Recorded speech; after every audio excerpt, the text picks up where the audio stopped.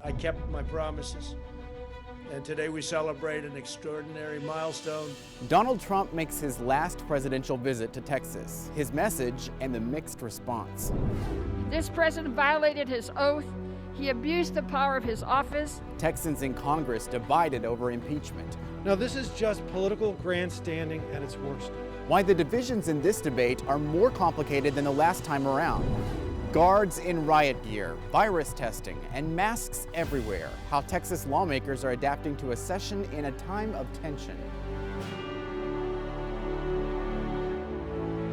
Hello, and thank you for joining us for State of Texas. I'm Josh Hinkle, and today we're joining you from outside the state capitol, where this week lawmakers started the legislative session amid heightened security. You could see the increased presence of DPS and Texas National Guard members. Many wore tactical vests and carried riot gear, and a lot of them are still here. That's because of an FBI warning saying armed protests are being planned at capitals in all 50 states. The warning says government buildings could be stormed on Inauguration Day, similar to what happened earlier this month at the U.S. Capitol. The warning has federal, state, and local law enforcement looking closer at groups that could pose a threat. Really, it comes down to the intent and capability of the people that show up. What are they trying to accomplish?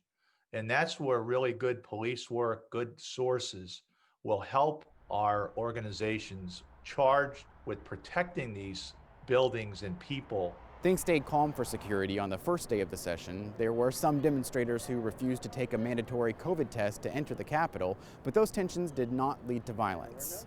As lawmakers gathered here at the state capitol, President Trump visited South Texas. He made his way to the Rio Grande Valley in his first public appearance since the unrest at our nation's capital. Maggie Glynn was there and joins us now for a perspective. Maggie? Josh, the president did address that chaos that unfolded in Washington just a short time ago. He also addressed the efforts to remove him from office in just the last days of his administration. But the majority of his speech revolved around the border wall. President Trump touches down in Harlingen to tout something he's been campaigning on for years. But unlike those who came before me, I kept my promises. And today we celebrate an extraordinary milestone, the completion of the promised 450 miles of border wall. Hundreds of supporters greeted him in Alamo, just outside McAllen. He's made everything just better for all of us. I'm glad he's come down here to the border. I've been here for 25 years, and I think he's really done a great job for us. But Democrats call the trip a waste of time. Priorities of the nation should be fighting the COVID-19, getting the vaccines out to the people, talking about how we unite the country, especially after that violent attack that we had at the Capitol. And while President Trump did address the chaos at the Capitol, now is the time for our nation to heal, and it's time for peace and for calm, respect for law enforcement. Democrats say this trip is more deflection. He now is coming to our border to try to give a better last image, if you will, of his presidency. He's trying to appease his base. The president also addressed the impeachment vote, calling the charge against him a hoax, saying that the move would only further divide the country. We also heard the president say it's time for peace and calm. What were his supporters like? Did we have any counter protests?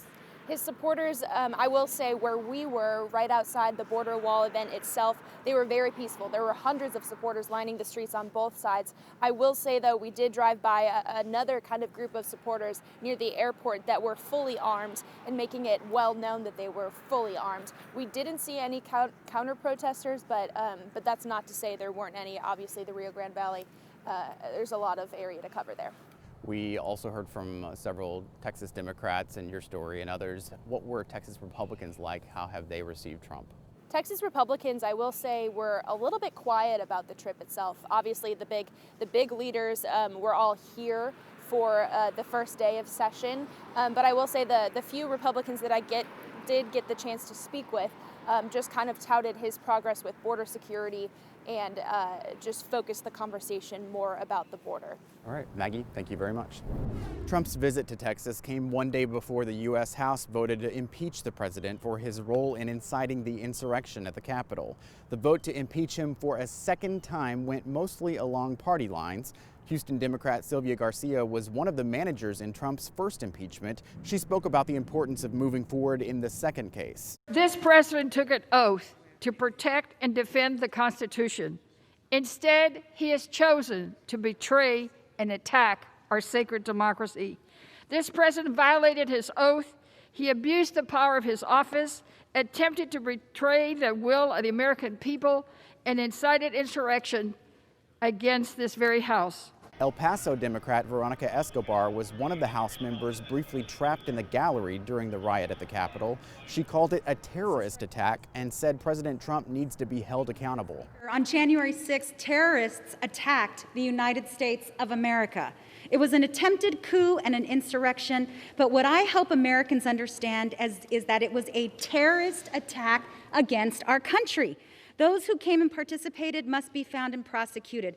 Those who aided and abetted must be found and prosecuted. And the man who incited it, President Donald J. Trump, our greatest national security threat, must be impeached, held accountable, and never be allowed to hold office again. Republican Pat Fallon was one of the Texans briefly trapped on the House floor as rioters worked to force their way in. He told us last week how he turned a hand sanitizer stand into an improvised weapon in case he needed to fight his way to safety. During Tuesday's vote, Fallon compared the riot to the actions of Black Lives Matter and Antifa last summer. He rejected calls for impeachment.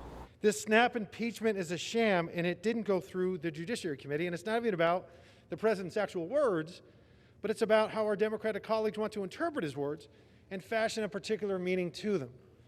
Now, this is just political grandstanding at its worst. Republican Congressman Chip Roy also criticized the articles of impeachment presented by Democrats, but there's a twist. Roy basically said Democrats are impeaching Trump on the wrong charge. Listen.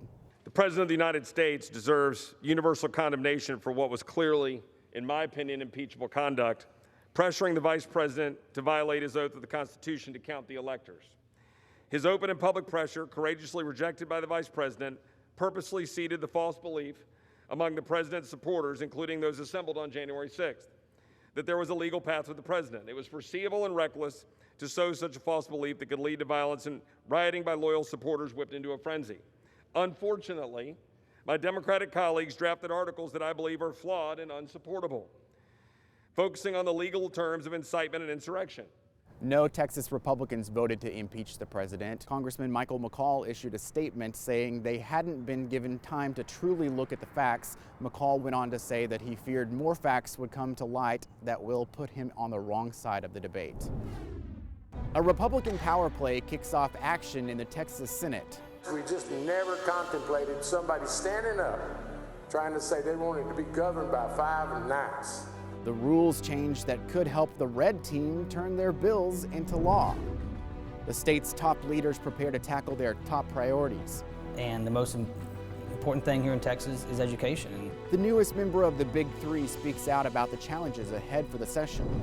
Plus, the big changes affecting operations inside the Capitol, how lawmakers are adjusting to conduct business during the pandemic.